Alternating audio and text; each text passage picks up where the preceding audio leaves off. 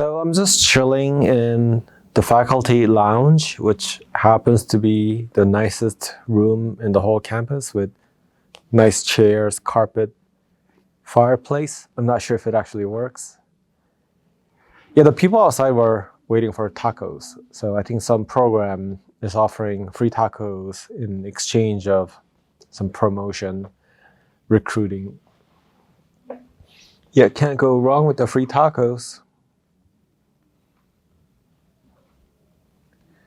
Yeah, I've been thinking a lot about what it means to teach in university, especially because of all the protests that's been happening around the US campuses and the administration's decision to call the police on their students.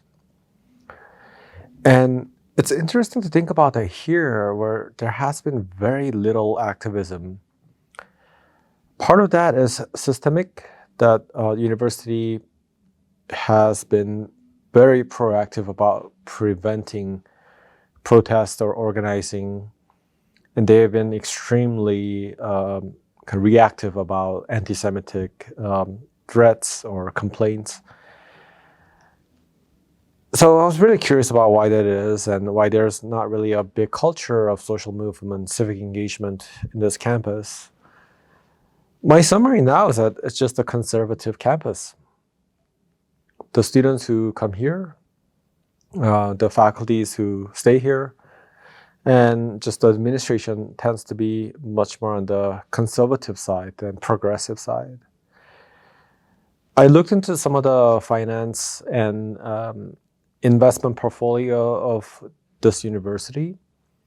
Although it's a nonprofit, they do not disclose the information about their funding, endowment, and etc. You could get a very rough kind of big picture of all the numbers, but they don't tell you, they don't actually report what their investment actually goes to. So I was trying to find more information about that, because there's a lot of movement for divestment against kind of the Israeli or American military industrial complexes nowadays. I was just curious about where does this money come from, or where does the tuition go to at the place that I work. But there has been some really good protest in Colorado, in Boulder, Denver, and other places. I was just at a gathering in the University of Columbia, Denver, and Metropolitan State University. They share a campus in Auraria. There has been a really solid organizing, community building, and advocacy work there for Free Palestine. And there are definitely students at DU who are active and participating in those protests, and faculties too. It's just a very small minority. And it's just so jarring to be in university campus now, when it seems like most of the major universities in the US are going through some severe oppression and protesting against that oppression. I mean, to be fair, DU is a very small school, so just the number of the students don't match these state schools or more prestigious research universities. I did have really good conversation with students about some of these issues. I actually made it into a quiz so that they had to talk about it. They had some smart things to say, some things that they're invested in, but I would say generally they are largely disengaged or defeated. And I've been thinking about that defeatism among the American youth.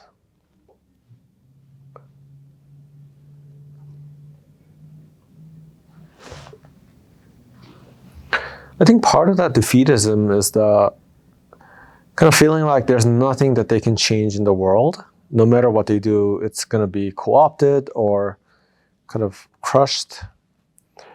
It could also be upper middle white people's defeatism and feeling like they don't have much to lose or to win. It could also be that generationally we're entering the demographic that don't really see direct action and organizing as a solution for some of the issues that they are concerned about.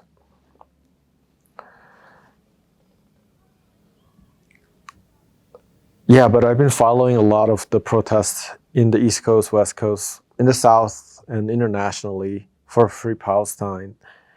And I feel like there's a big missed opportunity for students at DU of really learning from the peers, learning the difficult things about our reality, gaining this autonomy and power to navigate this troubling world. And this isn't specifically for or against Free Palestine. This is definitely not about anti-Semitism.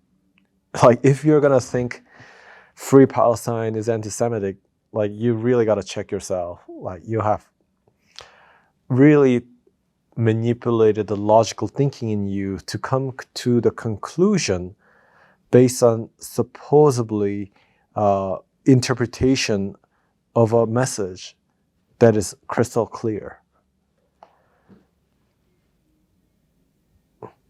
So I'm reflecting on my 9 months at this campus. The most of the experience have been incredibly positive. I've had really good experiences with my students. My colleagues are great. And I did meet some really interesting faculties around the campus. And I have to say, living in Denver and Colorado has been really good.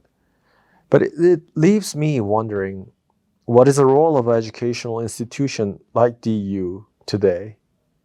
What is the role of this teaching university where, they really pride themselves on kind of empowering the students through quality classes? What does it mean to teach?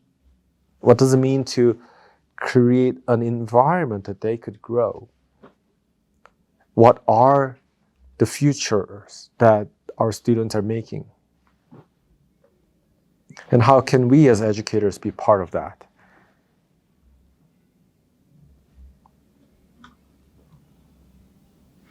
All right, I see my students coming to class, so I'm going to go to teach.